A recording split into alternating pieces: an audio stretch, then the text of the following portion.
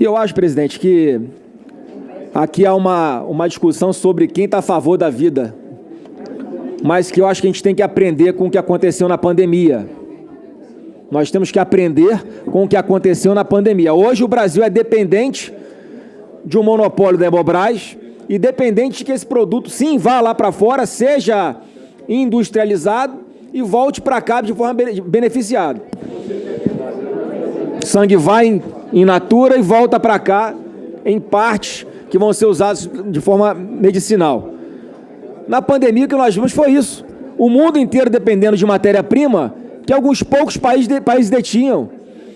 O mundo inteiro dependendo da China para a produção de vacinas. Qual foi o aprendizado para todos? Temos que distribuir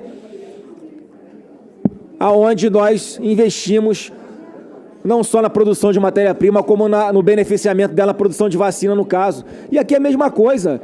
Por que eu estou falando isso, senadora Daniela? É porque eu aqui não vejo ninguém contra a vida.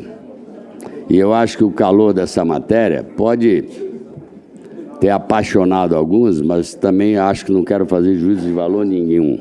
Todos nós aqui estamos defendendo a vida. Achamos que são caminhos diferentes. Esse que é o problema. Não quer dizer que um não quer a vida, outro não quer. Eu falei da Petrobras porque hoje, na verdade, não há nenhuma empresa instalada em solo brasileiro que consiga fazer o craqueamento do sangue para fazer os hemoderivados. Nenhuma. E no mundo inteiro, só existem 13 empresas. 13. No mundo inteiro. Agora, pasmem. 3 delas, se não forem 4, são chinesas. Depois todo mundo fica assustado. O que houve com esse tigre asiático? Não era nada, virou tudo. Ou com a Coreia do Sul, porque as pessoas, quando pensam no desenvolvimento do seu país, não pode ser um remendo do aqui e agora. Tem que projetar o que eu quero do meu país. Nós já somos fornecedor de commodity no mundo agrícola. Vendemos soja, importamos óleo. Vendemos ferro, importamos aço. Vendemos cacau, importamos chocolate. A Alemanha não tem um pé de café, é o maior exportador de café processado do mundo. Porque todo mundo sabe que o que acumula dinheiro, o que acumula lucro para o país é tecnologia. Então só tem 13 no mundo. E muitas delas em países de baixa população. Presidente, bom, nessa noite nós estamos chamando a atenção desse parlamento e da sociedade como um todo para olhar a grave situação humanitária que o Brasil vem enfrentando nos últimos anos com o aumento da população em situação de rua, e nos chama a atenção que ainda hajam pessoas que se dizem cidadãos de bem, que vão na contramão da dignidade humana, da empregabilidade, da inclusão e da inserção dessa população. Nessa casa não pode se falar sobre nada, não pode se falar para políticas para LGBT, não pode falar para políticas para a negritude, não, esse parlamento está a serviço de quem? Esse parlamento está a serviço para quê? Esta casa precisa cumprir o serviço de reparar lacunas sociais e históricas da sociedade. A população em situação de rua vem aumentando no nosso país e falta um olhar sensível de inclusão, de dignidade e de inserção dessa população. Disseram que nós vamos ao Supremo Tribunal Federal reclamar questões, nós vamos ao Supremo Tribunal Federal reclamar questões que são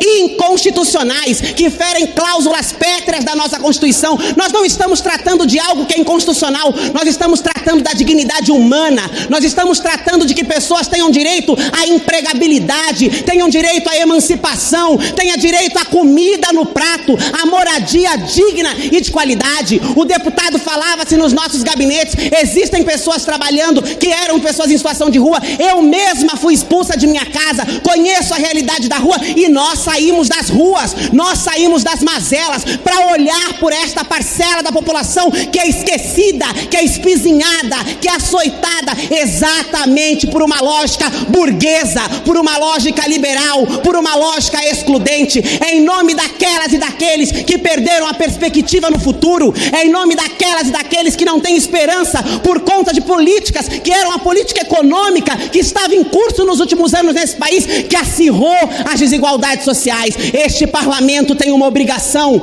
este parlamento tem um dever, que é combater as injustiças sociais, que é combater as desigualdades, que é garantir que todos os indivíduos na sociedade tenham direitos dignos, como, por exemplo, o direito à moradia, o direito à alimentação, o direito a se vestir, o direito à cidade, que são direitos constantemente negados a uma parcela mais vulnerável, a uma parcela mais pobre. Nós tivemos um esforço gigantesco, e aqui agradeço o relator, deputado Orlando Silva, agradeço os líderes dos partidos que nos ouviram, fizemos as correções necessárias para tornar o projeto palatável e possível de ser votado, para levar mais dignidade ao povo pobre, massacrado, vulnerável e esquecido desse país. É lamentável que ainda nesta casa, mais 10 segundos para concluir, presidente, hajam setores que continuem se colocando a serviço das desigualdades, dos massacres sociais. Esta noite corrigiremos isso.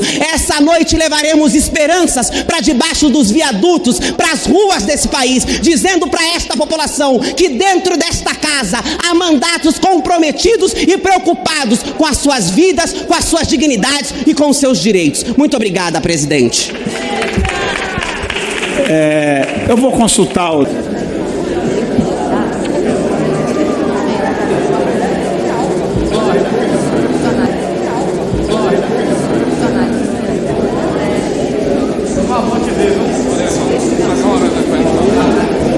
Senhoras, senhores, tem pontos nessa matéria que nos levam ao voto favorável, como, por exemplo, aumento, ampliação de rendimento de servidores dos ex-territórios, por exemplo, ampliação de cotas para povos indígenas. Mas existe uma preocupação da nossa parte também com a matéria no que diz respeito, por exemplo, a uma possível fragilização do INSS, principalmente no seu atendimento presencial. Essa é uma preocupação que nós não podemos tirar do horizonte. É fundamental que a gente fortaleça os instrumentos públicos de garantias sociais, como o INSS, por exemplo, porque o contrário disso é a ampliação do Estado penal policial punitivo. Existe uma lógica que onde se amplia direito social, se diminui o Estado penal policial punitivo. E o contrário também é verdadeiro. Aonde se amplia Estado penal policial punitivo, se diminui o Estado nas suas garantias sociais.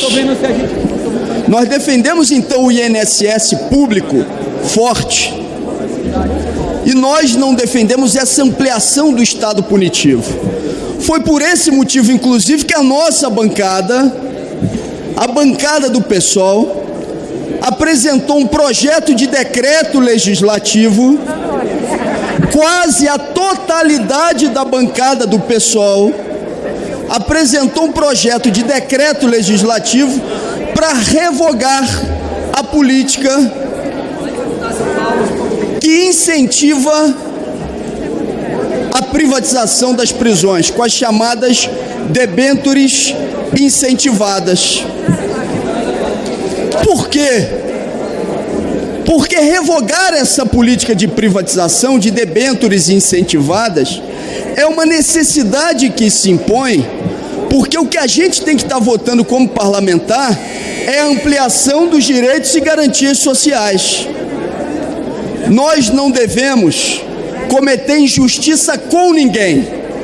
A população brasileira espera uma posição dos parlamentares que aqui estão, que seja de garantia e de ampliação dos seus direitos.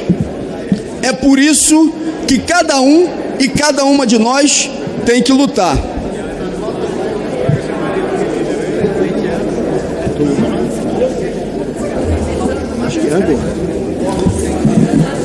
Para discutir contrário à matéria, deputado Dr. Frederico.